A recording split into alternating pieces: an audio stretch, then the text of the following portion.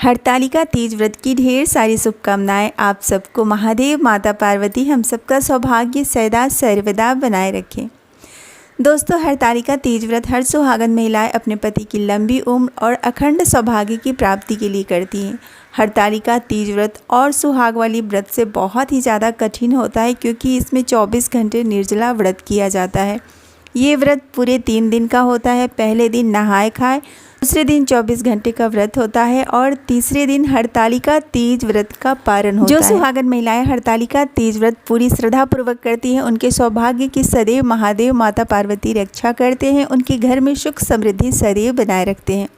हरतालिका तीज व्रत की पूजा के साथ साथ हरतालिका तीज व्रत कथा का भी विशेष महत्व है। शास्त्रों के अनुसार कहा जाता है कि हरतालिका तीज व्रत के बाद हरतालिका तीज व्रत की कथा अवश्य सुननी चाहिए। अगर आपने कथा नहीं सुना तो व्रत को अधूरा माना जाता है।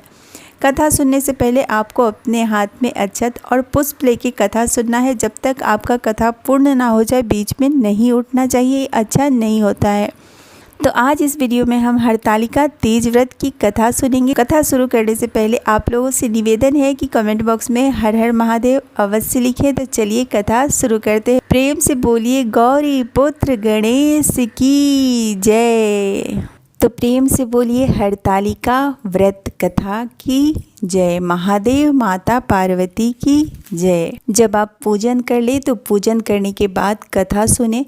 सूत जी कहते हैं, मंदार की माला से जिन पार्वती जी का केश पास अलंकृत है और मुंडों की माल से जिन शिव जी की जटा अलंकृत है, जो पार्वती जी दिव्य वस्त्र धारण की हैं और जो शिव जी दिगंबर हैं, ऐसी श्री पार्वती जी तथा श्री शिव जी को प्रणाम करता हूँ। रमणीक कैलाश पर्वत के शिखर पर बैठी हुई श्री पार्वती जी कहती हैं कि हे महेश्वर, हमें कोई गुप्त व्रत या पूजन बताइए जो सब धर्मों से सरल हो, जिसमें परिश्रम भी कम करना पड़े लेकिन फल अधिक मिले। हे नाथ, यदि आप मुझ पे प्रसन्न हो तो यह विधान बताइए। हे प्रभु, किस तप व्रत या दान आदि से मध्य और अंत रहित आप जैसे महाप्रभु हमें प्राप्त हुए हैं। शिवजी बोले, हे देवी सुनो, मैं तुमको एक व्रत जो मेरा सर्वस्व और छिपाने योग्य है, लेकिन तुम्हारे प्रेम के वशीभूत होकर मैं तुम्हें बतलाता हूँ। शिवजी ने कहा, भारतवर्ष में जैसे नक्षत्रों में चंद्रमा, ग्रहों में सूर्य, वर्णों में ब्राह्मण, देवताओं में विष्णु भगवान, नदियों में गंगा, पुराणों में महाभारत, वेदों में सामवेद और इंद्रियों में मन श्रेष्ठ है, सब पुराणों और वेदों का सर्वस्व जिस तरह कहा गया है, मैं तुम्हें एक प्राचीन व्रत बतलाता हूँ। एकाग्र मन से सुनो। जिस व्रत के प्रभाव से तुमने मेरा आधा आसन प्राप्त किया है वह मैं तुमको बतलाऊंगा, क्योंकि तुम मेरी प्रेयसी हो। भाद्रपद मास में हस्त नक्षत्र से युक्त शुक्ल पक्ष की तृतीया तिथि को उसका अनुष्ठान मात्र करने से स्त्रियां सब पापों से मुक्त हो जाती हैं। हे देवी, तुमने आज से बहुत दिनों पहले हिमालय पर्वत पर इस व्रत को किया था। यह वृतांत मैं तुमसे कहूँगा। पार्वती जी ने पूछा, हे नाथ, मैंने क्यों यह व्रत किया था, यह सब आपके मुख से सुनना चाहती हूँ। उत्तर की ओर एक बड़ा रमणीक और पर्वतों में श्रेष्ठ हिमालय नामक पर्वत है। उसके आसपास तरह तरह की भूमियाँ हैं, तरह तरह के वृक्ष उस पर लगे हुए हैं। नाना प्रकार की पक्षी और अनेक प्रकार के पशु उस पर निवास करते हैं। वहाँ पहुंचकर गंधर्वों के साथ बहुत से देवता, सिद्ध, चारण, पक्षीगण सर्वदा प्रसन्न मन से विचरते हैं। वहाँ पहुंचकर गंधर्व गाते हैं, अप्सराएं नाचती हैं। उस पर्वतराज के कितने ही शिखर ऐसे हैं जिनमें स्फटिक, रत्न और वैदुर्य मणि आदि की खानें भरी है। यह पर्वत ऊंचा तो इतना अधिक है, आकाश का स्पर्श किए रहता है। उसके समस्त शिखर सदैव हिम से आधा आच्छादित रहते हैं और गंगाजल की ध्वनि सदा सुनाई देती रहती है। हे पार्वती, तुमने बाल्यकाल में उसी पर्वत पर तपस्या की थी। 12 वर्षों तक तुम उल्टी टंकर केवल धुआं पीकर 64 वर्षों तक सूखे पत्ते खाकर मास माघ में तुम जल में बैठी रहती और बैसाख की दोपहरिया में पंचागिन तापती थी। श्रावण महीने में जल बरसता तो तुम भूखी प्यासी रहकर मैदान में बैठी रहती थी।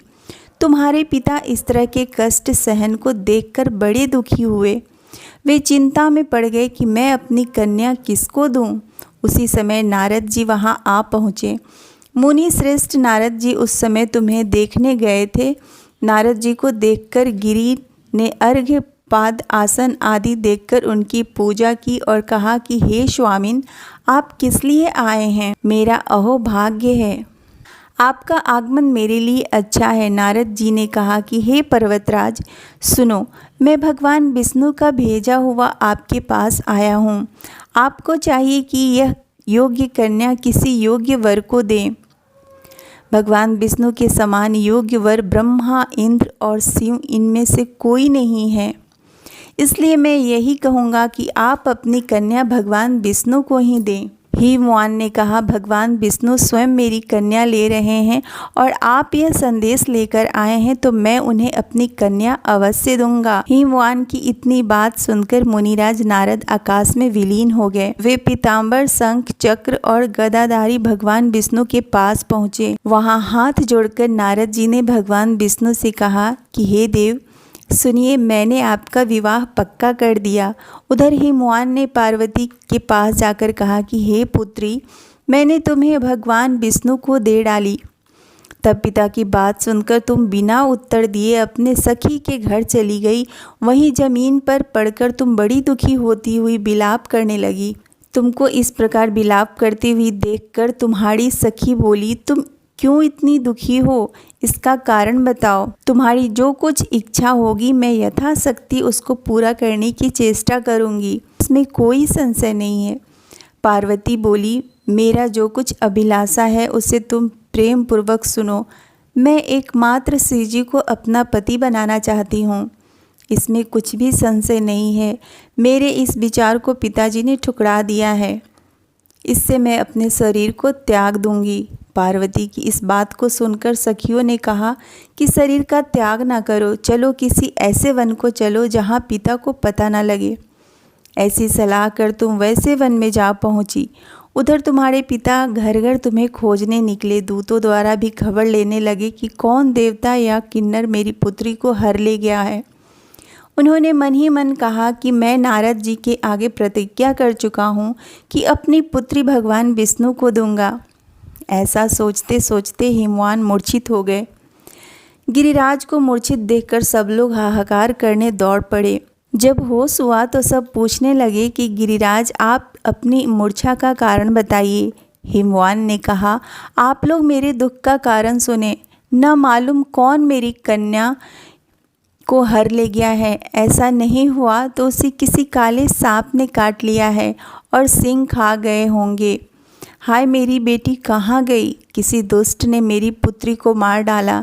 ऐसा कहा वे वायु के झोंके से कांपते हुए वृक्ष के समान कांपने लगे। इसके बाद हिमवान तुम्हें वन वन खोजने लगे। वह वन भी सिंह, भालू, हिंसक जंतुओं से बड़ा भयानक हो रखा था। तुम भी अपनी सखियों के साथ उस भयानक वन में चलती चलती एक ऐसी जगह जा पहुंची जहां एक नदी बह रही थी। उसके रमणीय तट पर एक बड़ी सी कंदरा थी। तुमने उसी कंदरा में आश्रम बना लिया और मेरी एक बालू कामयी प्रतिमा बनाकर अपनी सखियों के साथ निराहार रहकर मेरी आराधना करने लगी। जब भाद्रपद शुक्ल पक्ष के हस्तयुक्त तृतीया तिथि प्राप्त हुई तब तुमने मेरा विधिवत पूजन किया और रात भर जागकर गीत वादाती से मुझे प्रसन्न करने में बिताया। उस व्रतराज के प्रभाव से मेरा आसन डगमगा उठा, जिससे मैं तत्काल उस स्थान पर जा पहुंचा जहां पर तुम अपनी सखियों के साथ रहती थी। वहां पहुंचकर मैंने तुमसे कहा कि मैं तुम पर प्रसन्न हूँ, बोलो क्या चाहती हो। तुमने कहा, मेरे देवता, यदि आप मेरे ऊपर प्रसन्न हैं तो मेरे पति बने। मेरे तथास्तु कहकर कैलाश पर्वत पर वापस आने पर तुमने वह प्रतिमा नदी में प्रवाहित कर दी और सखियों के साथ उस महाव्रत का पारण किया। हिमवान भी तब तक उस व्रत में तुम्हें खोजते हुए आ पहुँचे। चारों दिशाओं में तुम्हारी खोज करते करते वो व्याकुल हो चुके थे, इसलिए तुम्हारे आश्रम के समीप पहुँचते ही गिर पड़े। थोड़ी बाद उन्होंने नदी के तट पर ही 2 कन्याओं को रोते हुए देखा। देखते ही उन्होंने तुम्हें छाती से लगा लिया और बिलख कर रोने लगे। फिर पूछा, पुत्री, तुम सिंह, बाघ आदि जंतुओं से भरे इस वन में क्यों आ पहुँची? पार्वती जी ने उत्तर दिया, हे पिताजी, मैंने पहले ही अपने आप को शिवजी के हाथों सौंप दिया था। आपने मेरी बात टाल दी, इससे मैं वहाँ चली आई। हिमवान ने सांत्वना दी कि हे पुत्री, मैं तुम्हारी इच्छा के विरुद्ध कुछ न करूँगा। वे तुम्हें अपने साथ ले घर आए और मेरे साथ तुम्हारा विवाह कर दिए। इसी से तुमने मेरा अर्घासन पाया है।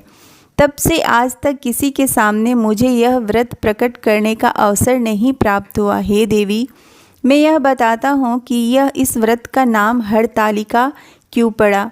तुमको सखियाँ हर ले गई थी, इसी से हरितालिका नाम पड़ा। पार्वती जी ने कहा, हे प्रभु, आपने नाम तो बताया, अब इसकी विधि भी बताएं। इसका क्या पुण्य है, क्या फल है, यह व्रत कौन करे?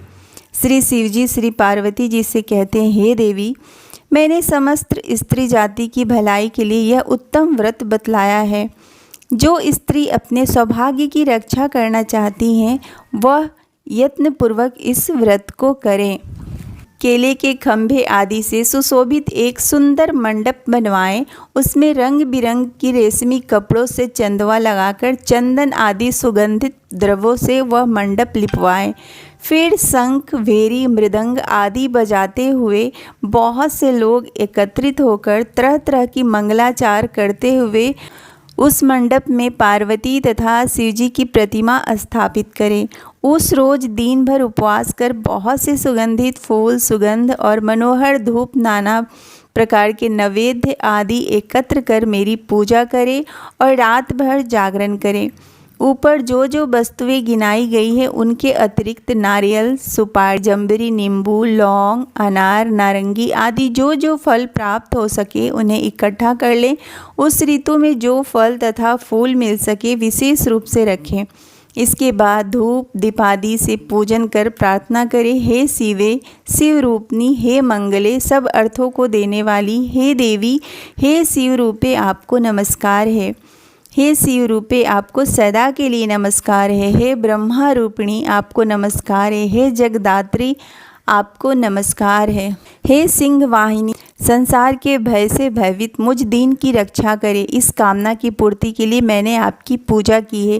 हे पार्वती, मुझे राज्य और सौभाग्य दें, मुझ पर प्रसन्न होवे। इन्हीं मंत्रों से पार्वती तथा शिवजी की पूजा करे। तदंतर विधि पूर्वक कथा सुने और ब्राह्मण को वस्त्र, गौ, सुवर्ण आदि देवे। इस तरह एक चित्त होकर स्त्री पुरुष दोनों एक साथ पूजन करें। फिर वस्त्र आदि जो कुछ भी हो उसका संकल्प करे। हे देवी, जो स्त्री इस प्रकार पूजन करती हैं वह सब पापों से छूट जाती हैं और उसे 7 जन्म तक सुख तथा सौभाग्य प्राप्त होता है। जो स्त्री तृतीया तिथि का व्रत ना करके अन्न भक्षण करती हैं वह 7 जन्म तक बंध्या रहती हैं और उसको बार बार विधवा होना पड़ता है। वह सदा दरिद्र, पुत्र शोक से शोकाकुल, स्वभाव की झगड़ालू, सदा दुख भोगने वाली होती हैं और उपवास न करने वाली स्त्री अंत में घोर नरक में जाती हैं। मांसाहार करने से बाघिन, दही खाने से बिल्ली, मिठाई खाने से चींटी और कुछ खाने से मक्खी होती हैं। तीज को अन्न खाने से सुकरी, फल खाने से बंदरिया, पानी पीने से जोक, दूध पीने से सापिन, उस रोज सोने से अजगरी और पति को धोखा देने से मुर्गी होती है। इसलिए सभी स्त्रियां व्रत अवश्य करें। दूसरे दिन सुवर्ण, चांदी, तांबा अथवा बांस के पात्र में अन्न भरकर ब्राह्मण को दान और पारण करें। जो स्त्री इस प्रकार व्रत करती हैं वह मेरे समान पति पाती हैं और जब वह मरने लगती हैं तो तुम्हारे समान उनका रूप हो जाता है।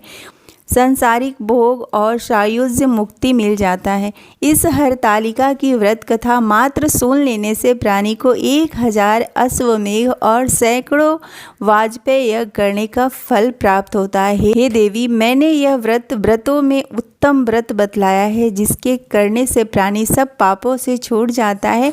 इसमें कोई भी संशय नहीं है। तो प्रेम से बोलिए महादेव, माता पार्वती, गौरी पुत्र गणेश की जय। बोलिए हरतालिका तीज व्रत कथा की जय।